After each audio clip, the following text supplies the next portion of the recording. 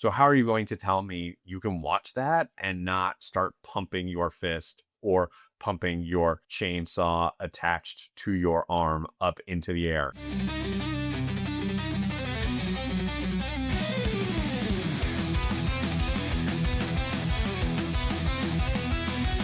What's up, boils and ghouls? It is a gloomy day here in Portland, and there's a new Evil Dead out in theaters, so what better time than to rank the entire Evil Dead franchise? I'm curious, I want to hear from you what you all consider to be the defining element of the Evil Dead franchise, because I know that I'm a bit of an outlier in the sense that I don't think it has to be a cabin in the woods. I don't think it has to be Ash Williams. I don't think it has to be set around a certain character. I think just conceptually, it needs to be a nightmare. It needs to have demonic, nightmarish elements where literally anything can happen to anyone at any time. So that's sort of where I'm going to be coming from when it comes to ranking all of the movies and the TV show, is just how entertaining or effective of a nightmarish experience it is. Before fully unpacking the entire Evil Dead franchise, make sure to like and subscribe. And again, tell me down in the comments what you think defines the Evil Dead franchise, because I think we're all going to have different answers, and I'm curious to hear what you think. But for now, let's hear what I think. 7. Evil Dead Rise. This movie is perfectly fine. I don't think there's anything that's outright offensive or terrible about it. I think it's just an attempt to try to make an Evil Dead movie without having too much of a perspective or vision on it. They changed the setting from a cabin to a skyrise, but didn't do anything that I thought was particularly interesting with that premise. Narratively, all the characters are entirely forgettable. There's a couple memorable sequences with Mommy's in the Maggots now, or whatever the hell. I think the big thing that holds this movie back is it just looks like everything is just bluish gray and dark. You just can't really get a good look at any of the gore that is actually happening on screen. So it's just an ugly experience. It's not that enjoyable or entertaining. Again, it's fine. It's not an atrocious movie, just doesn't do anything for me. But I will credit it with the fact that it was meant for an HBO Max exclusive, or maybe it was a Max exclusive, who the hell knows. But instead of just going straight to streaming, it came to theaters and made a whole bunch of money and effectively revived the Evil Dead franchise. So kudos to Evil Dead Rise for that, and really nothing else. 6. Ash vs. Evil Dead.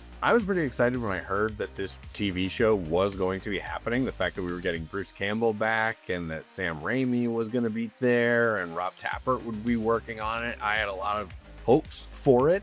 And this is another thing that's just kind of fine. I appreciate that we got like 15 hours or whatever the hell of new Evil Dead content decades after people thought Bruce Campbell would never be playing Ash again. So I appreciate it in that sense.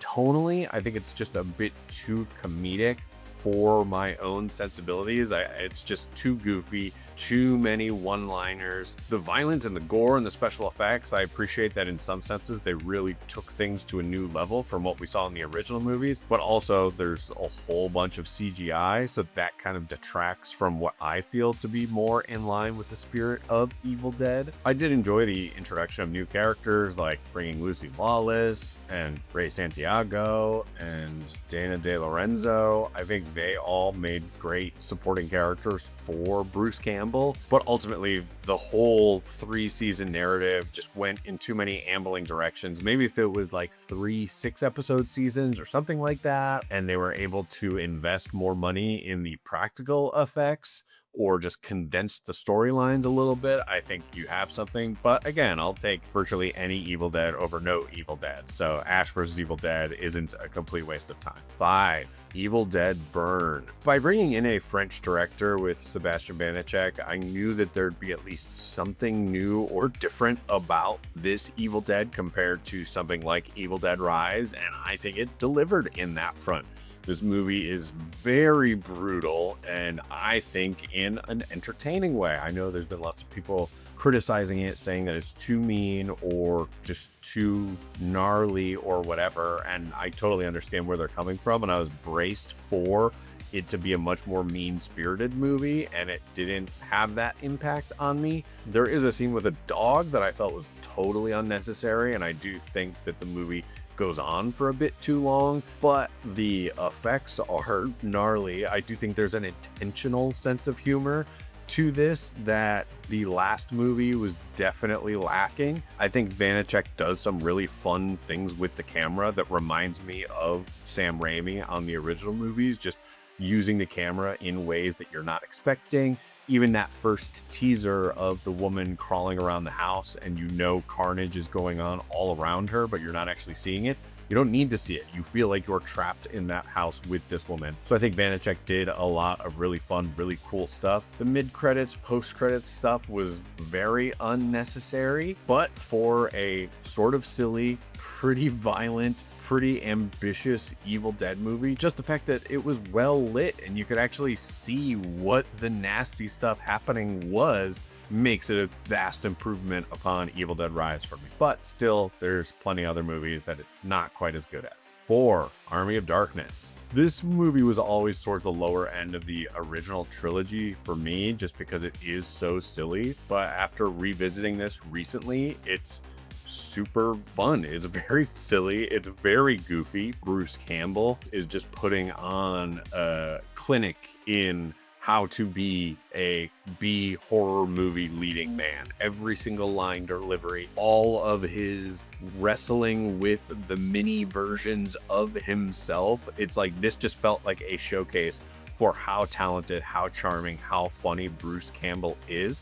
So even though it doesn't feel outright horrifying, there's just so much fun to be had with this movie.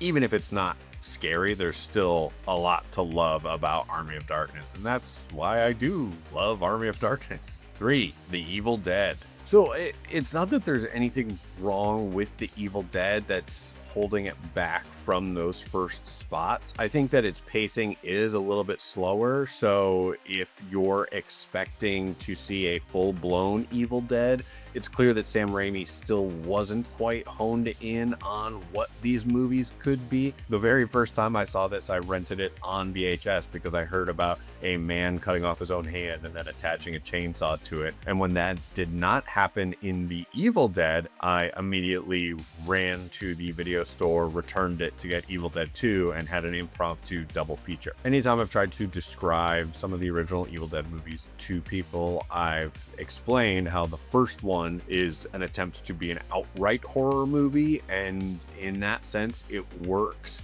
because it is just a bunch of nightmarish violence and terror that you don't know what's going to happen next or why. But now looking back, that first movie feels more like a rough draft or just a practice towards what could be done with this concept. So that's why it's not in one of the top spots. But I am a huge fan of the original Evil Dead. I'm never going to kick that movie out of bed. Why it would be in my bed in the first place, I don't really know, because it's a movie. So it's more of a concept than like a physical entity.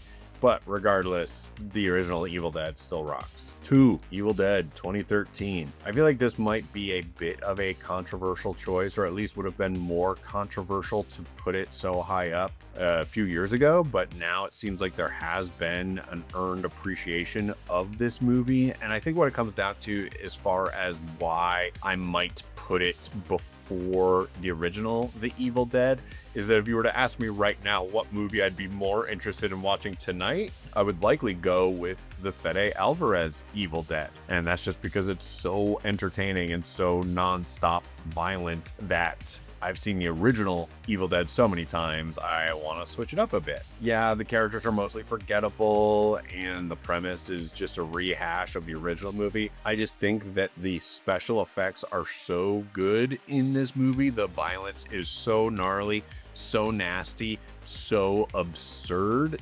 I feel like it really nails the tone of violence in that it is at first unsettling, and then it gets pushed so far it circles out of being unsettling and just back around towards being absurd and ludicrous that you can't help but laugh at how insane the things are that you're seeing. I'd also say that the climax of this Evil Dead is one of the best scenes in horror of the 2010s, if not the past 25 years for just how bonkers it gets. And anyone who says that this Evil Dead isn't that great, this movie features the line, "Based on this mother." So how are you going to tell me you can watch that and not start pumping your fist or pumping your chainsaw attached to your arm up into the air if you were to ever see this in a theater? I don't know. This movie is such a blast, so over the top, so fun, so frenetic, so crazy. I was stoked when I first saw it back at the South by Southwest premiere. It immediately won me over, and I've been a fan ever since. Evil Dead 2. Like, what are we doing here? Of course, Evil Dead 2 is the best in the entire franchise. I don't really know how people could argue with this other than maybe you prefer the more outright horror of the original Evil Dead, or maybe you're a more new school appreciator of the Evil Dead and you somehow put the reboot ahead of this. That's kind of crazy, but whatever. For as much as Army of Darkness was a total showcase for Bruce Campbell, Evil Dead 2 feels like both a showcase for him and also for Sam Raimi and what the rest of the production team could pull off. I think what makes it obvious that Evil Dead 2 is at least better than the original The Evil Dead is the fact that the opening of Evil Dead 2 just recreates the original Evil Dead, and it feels like they realized, hey, I guess we could have just kind of summed that up in like 20 minutes, and that's what they did here. I know that's not actually why they did it, but still, you get where I'm coming from. From the gore, to the mythology, to the monsters, to the quotable lines, to Ash cutting off his goddamn hand and then attaching a chainsaw to it. Like, what are we doing here? Why would we say that any other movie in the Evil Dead franchise other than Evil Dead 2 is the best Evil Dead movie? So those are my rankings of the Evil Dead franchise. Make sure to let me know down in the comments how close I got it to how you rank the franchise. Let me know if you have seen Evil Dead Burn and if you think I'm crazy for thinking it was not all that mean-spirited. Let me know anything you want down in the comments, but also make sure to subscribe so that I can get more subscribers, I guess, would be the ultimate goal out of that. And stay groovy.